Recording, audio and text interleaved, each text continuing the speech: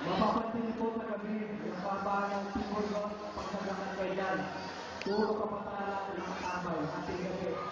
Alaw na ato, at andyan po sila.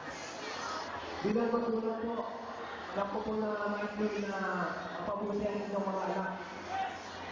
Kaya kung sakali ako po ay palagi, isa po ako sa tutulong para mapaganda natin ang bukasan ng mga kabataan.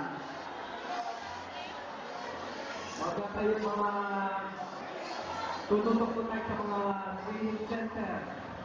Sa halimbawa po dito yung paggamit sa showcasing. Tuturuan po natin sila na pumasok sa training kumari, yung alawang. Paano po mangyayari yun? Pwede po tayo lumapit sa lokal ng gobyerno. Marami pong NGO sila na tutulong. Para po ganahan silang mag-training. At the same time, pag-training po, yung nagawa po nila produkto na sakaling kilalanin dito sa ating barangay ay magiging isang lagat na produkto.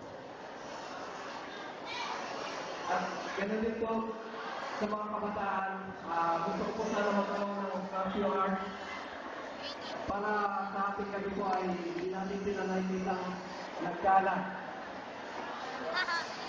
Tututukan ko din po ang mga senior citizen, katulad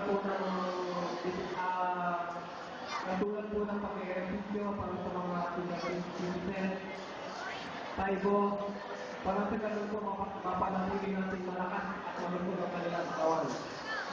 Sa mga nakabasa po ng plataforma ko, lahat po nilagay ko sa plataforma ko ay totoo.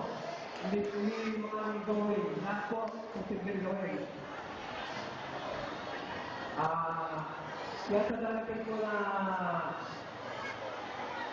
October 25, huwag niyo po kakalimutan. Nandito na po ako.